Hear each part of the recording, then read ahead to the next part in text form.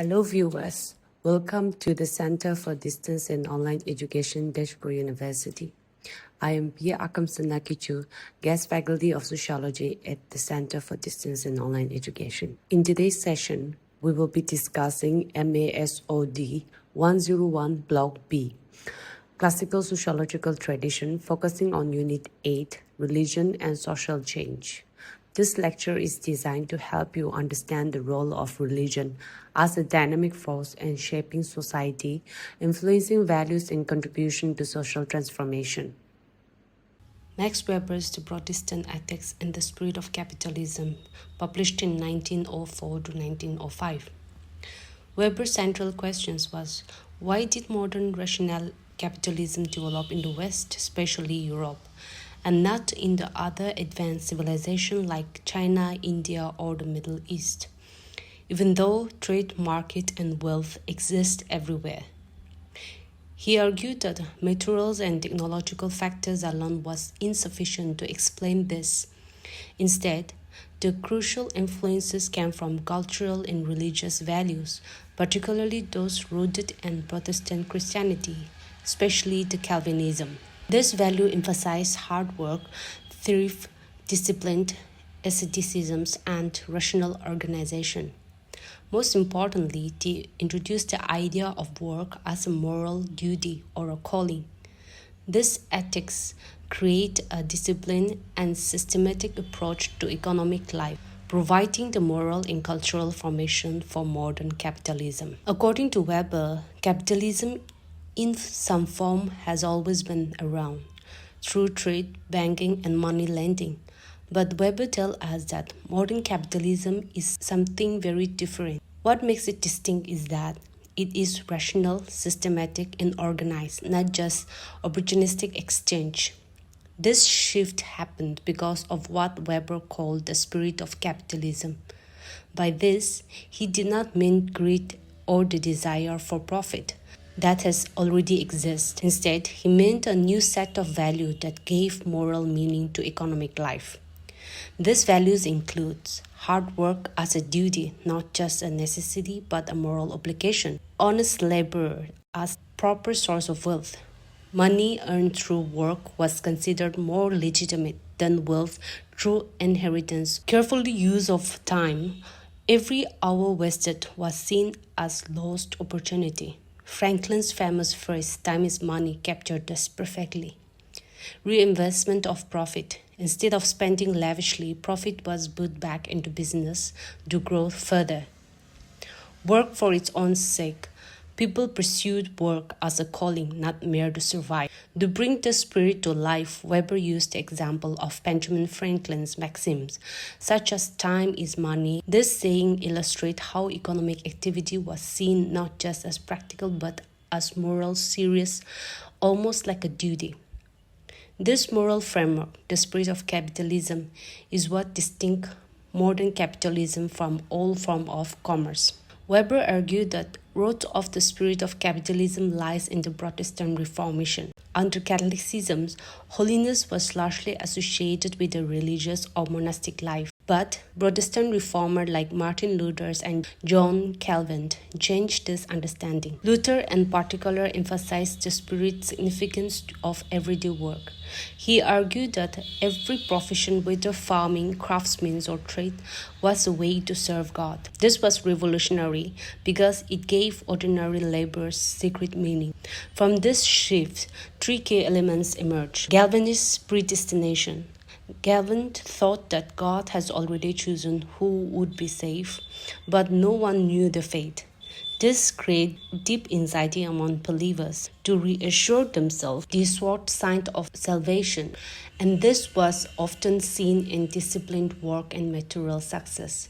The idea of calling, unlike the Catholic view that only priest has the religious calling, Protestants believed that every occupation was a divine duty. To work diligently and systematically was to serve God. Worldly asceticism. Protestants stress simple living.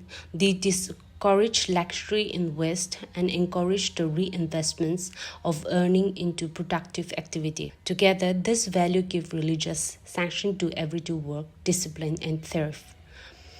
What has once been spiritual idea now shape economic life, laying the cultural foundation for modern capitalism.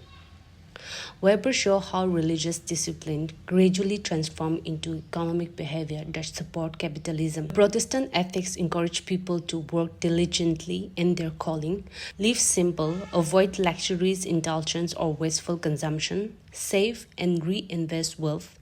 Although this practice began as religious duty, they had an unintended economic effect. They create habits of discipline, frugality, and reinvestment, all of which are crucial for capital accumulation.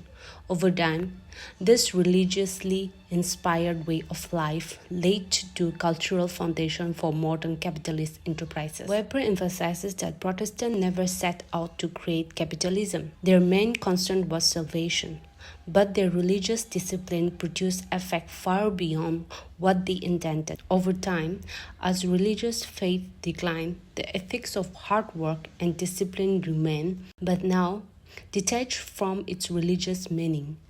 What began as a spiritual duty gradually became a circular habit. In this new context, rational capitalist structure and bureaucracies compel individuals to keep working, saving, and reinvestment, not because they saw it as serving God, but because it became an economic necessity.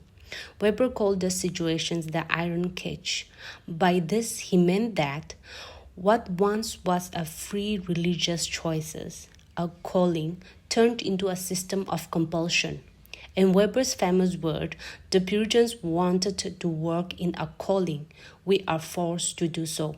So, the very ethics that give meaning and freedom to every Protestant eventually produce a world of rigid discipline and pressure, where individuals are trapped in system of work and rational calculation. Weber wanted us to see that modern capitalism was more than just an economic system. It was also a cultural product, deeply shaped by religious ethics. The Protestant ethics, through its values and discipline, hard work and rationality, provide the moral foundation that gave capitalism its unique characteristics. Of course, Weber did not deny that materials and political conditions such as market, trade laws, and state structure were important. But he argued that without the Protestant ethics, capitalism in its modern rational form may not have emerged in Europe. For Weber, then, religion and economic must be understood as mutual shaping forces. Economic system influences religious life, and religious value can profoundly shape economic behavior. This was his largest contribution, showing how idea, not just material factor, drives social changes. Some of the criticisms on this Weber's writing is that, firstly, some scholars argue that Weber overstated the role of religions. They point out that he underplayed other powerful forces like technological innovations, geographical advantages, and colonial expansions that clearly shaped capitalism's rise. Secondly, critics noted that capitalist practice exists even before Calvinism.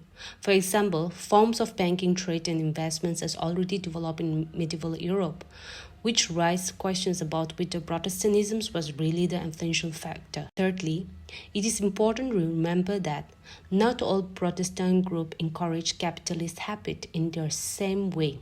Some were less focused on discipline and reinvestments, which complicates Weber's argument. Finally, capitalism also flourished in Catholic regions, suggesting that Protestantism was not the only cultural swell in which it could grow. Despite this criticism, Weber's thesis remained highly significant. Its ensuring value lies in showing that economic systems are not shaped by material conditions alone. They also rest on cultural and moral foundation. Weber's insight remains highly relevant. The value of the Protestant ethics still echoes in modern economics and work culture. Our work culture continues to emphasize discipline, punctuality, and productivity. Employees are often judged not only by result, but also by how systematically and efficiently they work. Entrepreneurial success and reinvestment remain central idea.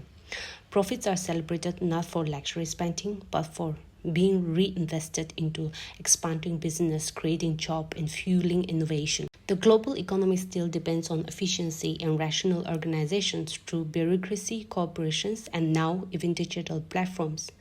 The rational, systematic approach Weber described has become rooted in modern institutions. So, even without its original religious roots, the spirit of capitalism continues to shape our life, work patterns, and economic system today. To conclude with, Weber's Protestant ethics in the spirit of capitalism demonstrate that capitalism did not emerge purely from economic or political condition. It was also deeply shaped by cultural and religious forces. The Protestant ethics, with its emphasis on hard work, thrift asceticism, and has sanctifications of daily work as a calling, provide moral foundations for modern capitalism. What began as a religious ethics of discipline and devotion became over time a driving force of economic life. Yet, Weber reminds us of the irony. What was once the clock of faith, a path to spiritual meaning, eventually hardened into an iron cage of compulsion, where individuals are trapped by economic necessity and bureaucratic system. This reminds one of Weber's greatest contributions to sociology, the reminder that economic systems are never just economy. They are also intertwined with cultural values, moral visions, and historical traditions. Thank you all for joining in. See you next class.